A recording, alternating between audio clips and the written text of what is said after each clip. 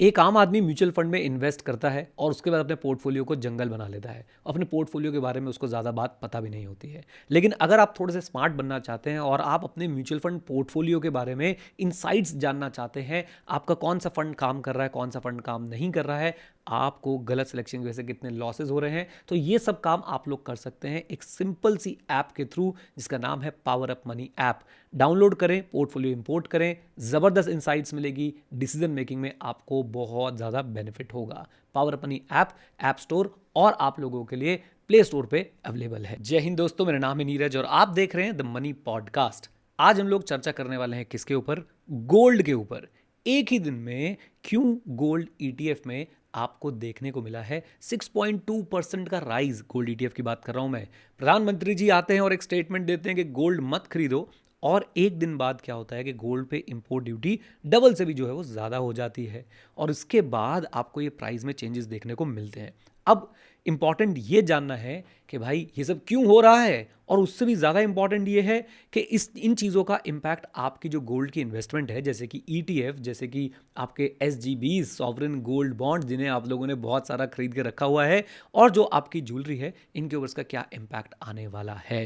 Right, तो आपने अब क्या करना है, आपने इस वीडियो को लाइक कर देना। लाइक टारगेट रखते हैं 1000 लाइक्स का, और वीडियो को पूरा एंड तक देखना है। मैं ये सारी चीज़ें जो है आपके साथ डिटेल में डिस्कस करने जा रहा हूँ। और इन सबसे इंपॉर्टेंट बात, अब आपको करना क्या है, आपको पोर्टफोलियो में गोल्ड अभी ऐड करना है, नहीं करना है, पहले करा हुआ है तो क्या करना है, और इस सिल्वर का क्या माजरा भैया, ये भी बहुत उछल रहा है, इसमें भी एक दिन में बहुत ज़्यादा जो है वो उछाल देखने को मिला है। तो यही सारे डिस्कशन हम लोग करने वाले हैं। आप अगर इतना सा भी इंटरेस्ट रखते हैं इन्वेस्टिंग में, खासकर गोल्ड में और गोल्ड और इक्विटी के रिलेशन में, तो इस वीडियो को आपने एंड तक ज़रूर ज़रूर ज़रूर देखना है। और कमेंट में अपनी थ्योरी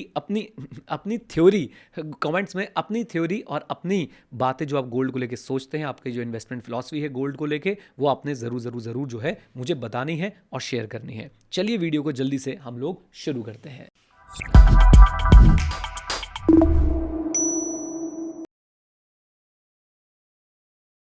सबसे पहले सबसे बड़ा क्वेश्चन, और जहां पे आपसे बहुत बड़ी गलती हो सकती है, वो क्या है कि इस समय हम लोग गोल्ड खरीदें या ना खरीदें, ईटीएफ वगैरह खरीदें या ना खरीदें। तो चलिए मैं आप लोगों को बताता हूं इसको अलग अलग सेक्शन में बांट के। आप देखिएगा आपके लिए कौन सा सेक्शन जो है इंपॉर्टेंट है। सबसे पहली बात, अगर आप बात करते हैं भाई कि मुझे ज्वेलरी खरीदनी है, तो मैं आपको बोलूंगा प्लीज़ वेट एंड वॉच। अभी पैनिक में जो है वो कभी भी कुछ नहीं करना चाहिए। एंड येस, अगर आप लोगों के लिए ज्वेलरी अर्जेंट है, क्यों अर्जेंट है, क्योंकि भाई कोई शादी वगैरह आ रही है, तो आप लोग क्या कर सकते हैं, आप, ये बड़ा इंपॉर्टेंट चीज़ है, आपके पास हो सकता है कोई पुराना गोल्ड पड़ा हो, आप जो कि उसको रिसाइकल कर सकते हैं और इस समय अपने पैसे जो है बचा सकते हैं। मैं इस समय ज्वेलरी के लिए थोड़ा सा रिस्ट्रेंट दिखाने की कोशिश कर रहा हूँ। इसलिए रिस्ट्रेंट दिखाने की कोशिश कर रहा हूँ क्योंकि मुझे लगता है कि भाई बात ऐसी है कि अभी ना पैनिक सिचुएशन है, और पैनिक सिचुएशन में प्राइस बहुत ज़्यादा अचानक से बढ़े हुए हैं। अब बढ़े हुए प्राइस पे आप लोग ज़बरदस्ती ज़्यादा खर्चा ना कर लें, मैं आपको उससे बचाना चाहता हूं। लेकिन एक बात याद रखिएगा, हो सकता है कि भाई इसके बाद और प्राइस बढ़ जाए, तो मुझे मत पकड़िएगा कि मैंने मना किया था। लेकिन आपको इस समय बैलेंस्ड अप्रोच आपके लिए यही रहेगी कि आप अभी पैनिक में आके कुछ भी ना खरीदें। अगर आपके लिए बहुत ज़्यादा अर्जेंट है तो घर में देखिए, अगर आपकी कोई पुरानी ज्वेलरी है तो आप उसको जो है रिसाइकिल कर सकते हैं। अब आते हैं इसके सेकंड एस्पेक्ट। और सेकंड एस्पेक्ट यह है कि भाई मैं तो गोल्ड में इन्वेस्टमेंट करता हूं, या मैं अपनी इन्वेस्टमेंट शुरू कर रहा हूं और मुझे गोल्ड में इन्वेस्टमेंट करनी है। तो मैं आप लोगों को एक बात बताना चाहता हूं, अगर आप लोग गोल्ड को सिर्फ एज अ इन्वेस्टमेंट देखते हैं तो एक बात याद रखिए, लमसम डालने की आपको बिल्कुल भी जरूरत नहीं है। क्योंकि जब इन्वेस्टमेंट की बात आती है, आप लॉन्ग टर्म सोच रहे हैं, तो आप अपने एसआईपी फॉर्म में या फिर कह सकते हैं कि स्टैगर्ड फॉर्म के अंदर चलिए, जिससे आप लोगों को काफ़ी सारा फायदा जो है पहुंचने वाला है। याद रखिए, गोल्ड एक हेज है, क्विकली प्रॉफिट कमाने का टूल नहीं है। अगर बाई चांस अभी कभी आपने जो है क्विकली प्रॉफिट कमाया भी है तो भाई खुश हो जाइए, वो आपका लक था। लेकिन गोल्ड से कभी क्विक प्रॉफिट कमाने की कोशिश मत कीजिए। गोल्ड को as a hedge, as a risk covering strategy जो है आप लोग यूज़ कीजिए। एंड आपने एक बात जो है वो और ध्यान रखनी है, क्या कि आपके जो पोर्टफोलियो एलोकेशन है ना, वो गोल्ड के अंदर भाई किसी भी हाल में 10 से 15% से ऊपर ना जाए। और याद रखें, ये मैं गोल्ड और सिल्वर दोनों का मिला के कह रहा हूँ, ना करें जनाब, ना करें। अगर ऑलरेडी इतना है तो कुछ मत करिए, इस बैलेंस को बस मेंटेन करने की ज़रूरत है और कुछ करने की आपको ज़रूरत नहीं है। और इन्वेस्टमेंट के पॉइंट ऑफ व्यू से भी ये थोड़ा सा कॉन्ट्राडिक्टरी हो सकता है। मैं आपको यही बोलूंगा कि आप ETF और सेकेंडरी मार्केट में मिलने वाले SGB के साथ जो है वो आप शुरुआत कर सकते हैं, राइट। अभी इस समय फिजिकल गोल्ड से थोड़ी सी दूरी बनाइए, क्योंकि वहां पे आपको प्राइस मूवमेंट्स जो है वो बहुत वाइल्ड देखने को मिल सकती है। एंड जब ड्यूटी ड्रिवन स्पाइक आता है तो उसके बाद थोड़ी सी डिमांड स्लो भी होती है, ऐसा भी पहले जो है वो देखा गया है। फाइनल बॉटम लाइन ये है कि देखो भाई, बात ऐसी है, डर के खरीदना जो है वो बहुत ही बुरी बात है। आपको डर के मारे जो है खरीदना नहीं चाहिए, यानी कि बोलते हैं ना, फोमो में आपको नहीं खरीदना चाहिए, बट डर को अवॉइड करना भी गलत होगा। इस समय इन्वेस्टमेंट के पॉइंट ऑफ व्यू से स्टैगर्ड फॉर्म में, SIP के फॉर्म में आप लोग इन्वेस्टमेंट करें।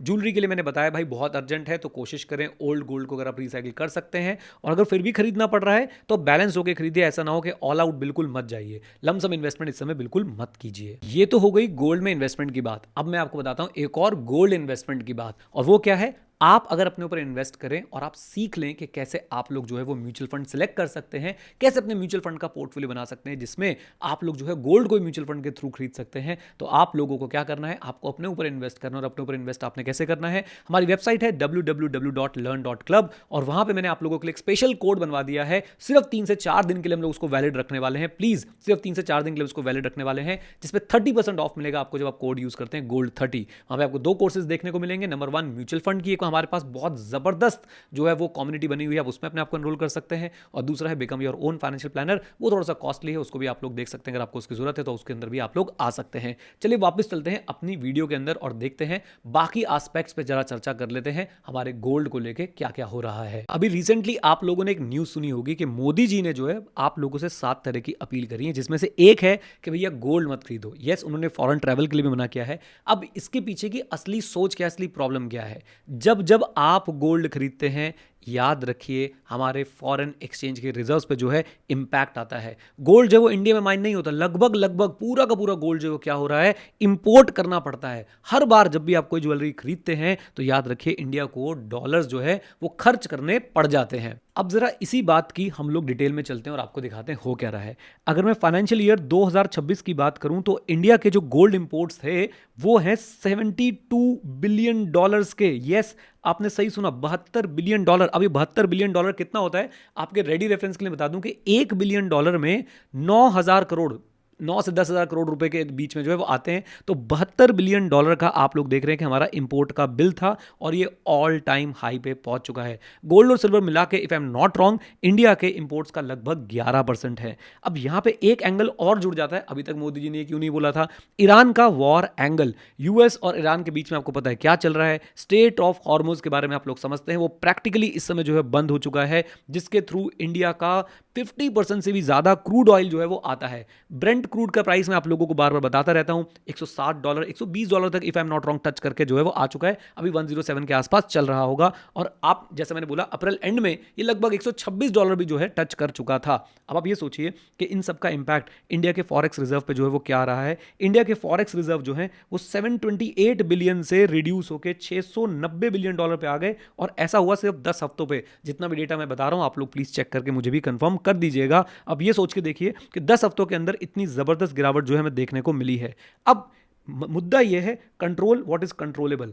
ऑयल पे हम लोग कंट्रोल नहीं कर सकते हैं, लेकिन गोल्ड को एक बार फिर भी हम लोग जो है वो डेफर कर सकते हैं। ये बात आपने समझनी है कि भाई कंट्रोल व्हाट इज कंट्रोलेबल। और यहाँ पे मुझे वो स्ट्रैटेजी लगाते हुए जो है नजर आ रहे हैं कि भैया देखो ऑयल पे तुम्हारा कंट्रोल है नहीं, वो तो ईरान और यूएस वॉर के चक्कर में भाई फंस गया है, राइट। और उसका भी इंपैक्ट आपको भी देखने को मिलेगा जब डीजल और पेट्रोल के प्राइस आपको बढ़ते हुए दिखेंगे। एलपीजी भी आपको उसका इंपैक्ट देखने को मिल रहा है। सिलेंडर्स की हालत देखिए, जो कमर्शियल सिलेंडर्स हैं वो बहुत ज्यादा जो है वो हाई प्राइस पे इस समय जो है मार्केट में मिल रहे हैं। बेसिकली प्राइस हाई हो गया मार्केट में, फिर भी नहीं मिल रहे हैं। अगर आप लोग इससे रिलेटेड कुछ जानते हैं तो मुझे कॉमेंट बॉक्स में जरूर बताइएगा।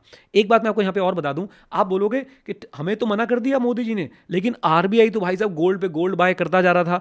आरबीआई ने सितंबर 2025 में जो उनके गोल्ड रिजर्व थे 794 टन थे, और अगर आप मार्च 2026 के अंदर देखेंगे तो जो गोल्ड रिजर्व है वो लगभग 880 टन के आसपास हो गए। तो यहां पे आरबीआई की जो है गोल्ड खरीदता जा रहा है। आपके मन में सवाल चल रहा होगा मोदी जी ये तो दोगलापन है। तो मैं आपको बता दूं कि आपको दो चीजों को कंफ्यूज नहीं करना चाहिए। अभी जो हमारे प्रधानमंत्री ने हमारे साथ अपील करी है वो ये करिए कि देखो भैया प्राइवेट गोल्ड के इंपोर्ट को आप जितना कम कर सकते हैं उतना कम करिए। आरबीआई का जो गोल्ड एक्यूमुलेशन है ना, वो भाई एक अलग सॉवरेन रिजर्व डाइवर्सिफिकेशन स्ट्रैटेजी है। गोल्ड की इंपॉर्टेंस दुनिया में आज भी बहुत है, और सिर्फ आरबीआई नहीं, आप देखेंगे वर्ल्ड वाइड बहुत सारे सेंट्रल बैंक जो हैं वो गोल्ड इकट्ठा कर रहे हैं। अब आपके मन में एक और सवाल चल रहा होगा कि इन्वेस्टिंग की बात तो हमने कर ली, लेकिन इन्वेस्टिंग के लिए सबसे ज्यादा अच्छा मोड कौन सा रहेगा? तो इस बात को बहुत ध्यान से समझिएगा। आज भी सबसे अच्छा मोड जो है वो एसजीबी होगा, अगर कोई और इशू आएगा। याद रखिए, सेकेंडरी मार्केट से आप जब एसजीबी खरीदते हैं तो वहां पे एक बहुत बड़ी चेंज जो है वो लाया गया था। क्या? अगर आपके पास ओरिजिनल अलॉटमेंट है एसजीबी की, या फिर आपने जब प्राइमरी आपने इशू में जो है वो लिए थे, तो वहां पे ये एसजीबी का जो कैपिटल गेन है वो टैक्स फ्री है। लेकिन सेकेंडरी मार्केट में ये एसजीबी का जो टैक्स गेन है, वो जो गेन है बेसिकली वो टैक्स फ्री नहीं है। ये बात आपने याद रखनी है। और एक इशू आपको और देखने को मिल सकता है एसजीबी में, जब आप सेकेंडरी मार्केट से खरीदते हैं, सेकेंडरी मार्केट में बेचने की कोशिश करते हैं, तो liquidity can be a problem, यानी कि हो सकता है कि आपको मार्केट प्राइस से कम पे जो है बेचना पड़ जाए। And just in case you want to buy, तो आप ट्राई कर सकते हैं। एसजीबी सेकेंडरी मार्केट में कभी कभी जो है वो आपको कम प्राइस में मिल रहे होते हैं, मैंने ऐसे बाय कर भी रखे हैं। हाँ, इसमें आज भी एक फायदा रहेगा कि 2.5% का इंटरेस्ट जो है वो आपको उस पर मिलता रहेगा। अब आपने एक बात और समझनी है कि आपके पास सबसे अच्छा इन्वेस्टमेंट ऑप्शन आज की डेट में है ईटीएफ, यानी कि एक्सचेंज ट्रेडेड फंड। इसमें बस आप लोग एक चीज ध्यान रख लीजिएगा, जो बहुत कम बात करते हैं, आईएनएवी। और खासकर ऐसे दिनों पे जब क्या हो रहा होता है, मार्केट में बहुत ज्यादा पैनिक होता है। कभी कभी ईटीएफ का अगर ओरिजिनल प्राइस 80 है, लेकिन वो आपको मिल रहा होगा 81 रुपीज पे या 85 रुपीज पे, इसको बोलते हैं कि भाई अभी जो है वो एनएवी प्रीमियम पे चल रही होती है, बेसिकली वैल्यू जो है वो प्रीमियम पे चल रही होती है। तो ये बात आप लोग जरूर जरूर जरूर फैक्टर इन कर लीजिएगा ईटीएफ के थ्रू गोल्ड खरीदते समय। ओके, देन फिजिकल गोल्ड के बारे में मैंने आपको बताया ही, अगेन मैं थोड़ा डिफर कर सकता हूं। ट्रेडिशनली फिजिकल गोल्ड जो है वो लोगों को बहुत पसंद है, but as a investment option मुझे लगता है कि एसजीबीज और ईटीएफ ज्यादा सही हैं और आप लोगों को कम टेंशन देंगे। एक बात आपको मैं और बता दूं, अगर आपके पास ऑलरेडी एसजीबीज पड़े हुए हैं और आप उसके प्राइमरी इशू में आपने जो वो लिए थे, तो बहुत ही बढ़िया है। अब आप लोगों को कुछ भी करने की जरूरत नहीं है, बैठे रहिए। आपका जो टैक्स फ्री बेनिफिट है वो बिल्कुल बिल्कुल बिल्कुल सेफ है। मैच्योरिटी तक होल्ड करो, बीच में जो है एक्सचेंज में आप लोग मत बेच दीजिएगा उसको। एक बात आपको और बता दूं, अगर आप डिजिटल गोल्ड को भी एज अ ऑप्शन देख रहे हैं, जो डिफरेंट डिफरेंट प्लेटफॉर्म से आपको मिल जाता है, जिसमें आप 100 रुपए 200 रुपए तक भी इन्वेस्ट कर सकते हैं, I will just suggest you कि प्लीज़ इसको अवॉइड किया जाए। मेरे हिसाब से ये एक रेगुलेटेड जो है वो तरीका नहीं है गोल्ड बाय करने का, एंड कोई लीगल रिकोर्स शायद आपको इसके अंदर ना मिले। तो मैं तो आपसे ये बोलूंगा कि डिजिटल गोल्ड से अपने आप को अलग रखें। आपके पास जो बाकी ऑप्शंस अवेलेबल हैं गोल्ड में इन्वेस्ट करने के, उनको आप लोग जो है वो यूज़ कर सकते हैं। तो मैंने कोशिश करी कि आपको कम समय में गोल्ड से रिलेटेड जो भी रेलेवेंट इन्फॉर्मेशन है वो मैं आपको दे पाऊँ। अब आप लोगों ने सूझबूझ के साथ आगे बढ़ना है। एक दो बातें फिर से रिपीट कर देता हूं ताकि आपके माइंड में वो परमानेंट हो जाए। नंबर 1, आपने फोमो में इस समय गोल्ड खरीदने के लिए नहीं भागना है, और ना ही आपने गोल्ड बेचने के लिए भागना है। कुछ नहीं करना है, शांति से बैठे रहिए। शादी वगैरह आ रही है, रिसाइकल कर सकते हैं गोल्ड को, वेरी गुड। नहीं कर सकते हैं तो अभी कम गोल्ड से काम चला लीजिए। अभी भी बेस्ट इन्वेस्टमेंट जो मुझे लगता है वो ईटीएफ के थ्रू आप लोग कर सकते हैं। ईटीएफ में आपको एक और बात बताऊं, एक बार एसटीटी जरूर चेक कीजिएगा कितना लगता है जब आप लोग गोल्ड के ईटीएफ जो है खरीदते हैं और बेचते हैं। ये मुझे आप लोग कमेंट बॉक्स में जरूर जरूर बता दीजिएगा। राइट, एसजीबी सेकेंडरी मार्केट से खरीद रहे हैं तो टैक्स बेनिफिट नहीं मिलेगा, 2.5% का इंटरेस्ट आपको मिल जाएगा, लिक्विडिटी थोड़ी सी कम रहती है। मोदी जी की जो ये अनाउंसमेंट थी उसके इंपैक्ट हमें ओवरऑल मार्केट में भी देखने को मिला। गोल्ड से रिलेटेड जो स्टॉक्स थे, जैसे कि अगर मैं टाइटन के स्टॉक की बात करूं, एक ही दिन में मेरे हिसाब से 6-7% का डाउनफॉल देखने को मिला था, जबकि उनके अमेजिंग रिजल्ट जो है वो हमने देखे थे। यही थी आज की सारी बातें। उम्मीद करता हूं आपको वीडियो पसंद आई। पसंद तो वीडियो को एक बार दोबारा रिक्वेस्ट करूंगा, अभी तो लाइक नहीं किया तो लाइक कर दीजिएगा, चैनल पे नहीं तो इसे सब्सक्राइब कर लीजिएगा। और एक बार दोबारा आपको बता देता हूं, एक और गोल्ड आपका वेट कर रहा है। learn.club पे जाके गोल्ड 30 कोड यूज करके आप लोगों को 30% ऑफ मिल जाएगा। एंड यस, अगर आप लोग म्यूचुअल फंड का पोर्टफोलियो बना रहे हैं तो म्यूचुअल फंड पोर्टफोलियो को मैनेज करने के लिए बहुत ही जबरदस्त ऐप है जो मैं खुद भी यूज करता हूं, जिसका नाम है पावर अप मनी ऐप। तो पावर अप मनी को आप लोग डाउनलोड करें और वहां पे आपको देखने को मिलेगा कि कैसे आपके म्यूचुअल फंड के पोर्टफोलियो में मूवमेंट हो रही है। आपको बहुत सारे इनसाइट्स मिल सकते हैं अपने पोर्टफोलियो को लेके। उसे जरूर जरूर जरूर यूज करें। मैंने वीडियो की शुरुआत में भी आपको इस ऐप के बारे में बताया था। एक बार जरूर डाउनलोड करें, पोर्टफोलियो इंपोर्ट करें और देखिए क्या हो रहा है आपके पोर्टफोलियो के अंदर।